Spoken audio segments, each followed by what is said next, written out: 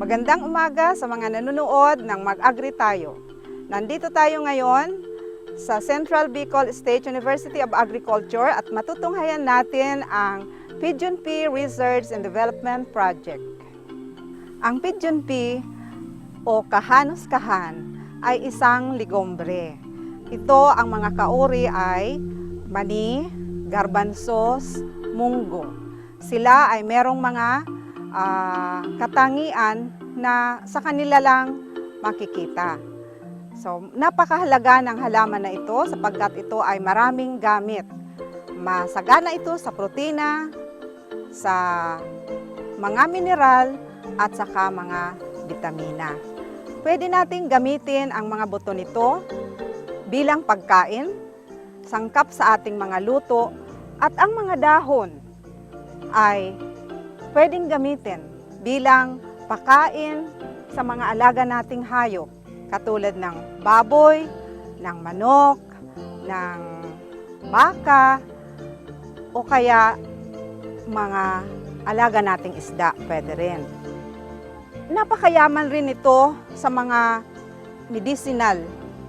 Pwede nating panggamot sa iba't ibang uri ng sakit katulad ng diabetes, ng sakit sa tiyan, at saka marami pang iba.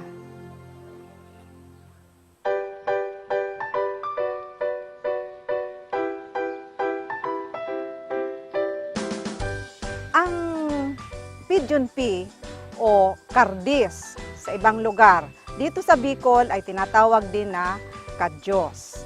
Kaya natin ito ginawang proyekto dito sa Central Bicol State University of Agriculture dahil gusto nating malaman kung ano yung mga klase at kung ito ba ay pwede dito sa ating klima sa Camarines Sur.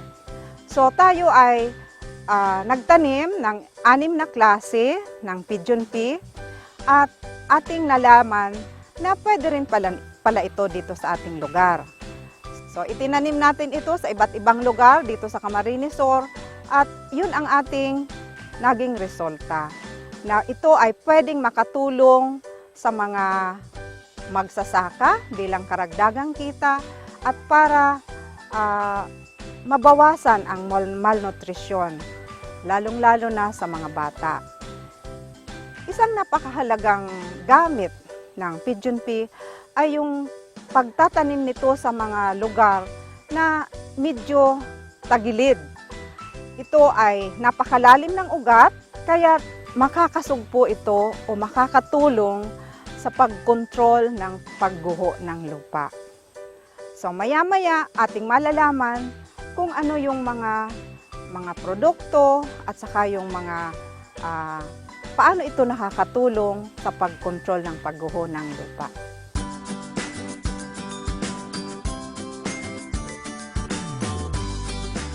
Ito ang dahon ng Pigeon Pea. Ganito kataas ang halaman pag ito ay nasa edad na mga 7 buwan. So mamumulaklak ito pag simula niya ng mga 8 buwan. Meron tayo 3 varieties na nasubukan dito sa Camarines Sur at yung dalawa ay medyo mas maagang mamulaklak kaysa dito sa uri na ito. Ito yung tinatawag nating ICPL 7035. Yung dalawa pa ay yung ICPL 88039 at yung isa ay ICPL 88034. Ang klima natin ngayon ay nagbabago, kaya kailangan natin itong harapin. Kaya kami, ang aming grupo sa ngalan ng Central Bicol State University at Agriculture sa pangunguna ng aming Research Director, si Dr. Phoebe Perlas, kami ay nakikiisa sa adhikain ng ating pamahalaan na protektahan ang ating kalikasan. Kaya ang objectives, inalam namin kung anong varieties ang adaptive dito sa Camarines Sur at napag-alaman namin na mayroon kaming 3 variety. At ang variety ito na maganda, yan ang aming ginamit doon sa aming sunod na study kung paano ba ito makakakontrol sa pagguho ng lupa.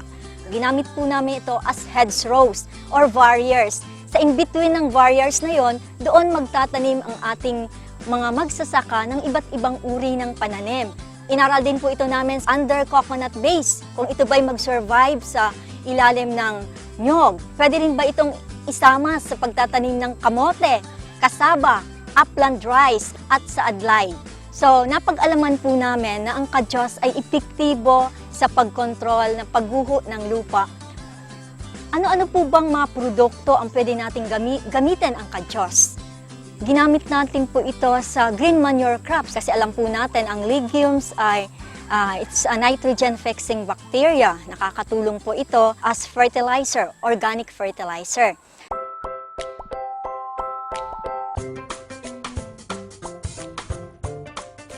Ang research team ng Central Bicol State University of Agriculture sa Pigeon P ay nagsagawa din ng survey sa mga farmers o magsasaka dito sa Camarines Sur.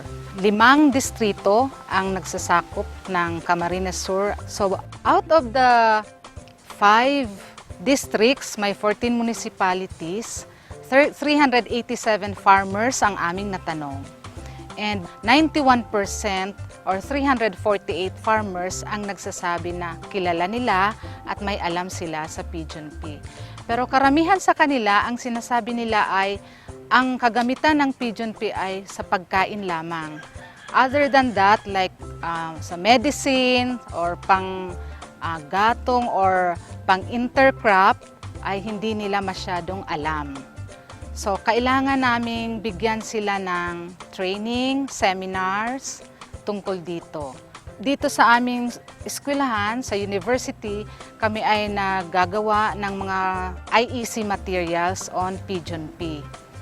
So, sa ngayon, meron kaming nagawa na production guide on Pigeon P. So, patuloy kaming nagpupunta sa iba't ibang munisipyo. Ang na-identify namin ng mga munisipyo na mataas ang interes sa Pigeon P ay Canacman at Ocampo sa District 3, Ragay sa District 1, Pamplona at Milaor sa District 2. So diyan po, nasimulan na namin ang pag-start ng seminar, pag-conduct ng information dissemination sa mga munisipyong ito.